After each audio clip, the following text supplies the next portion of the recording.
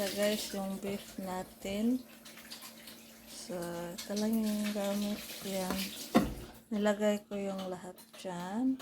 Meron tayong diced beef guys. So, i-grinder natin yan siya.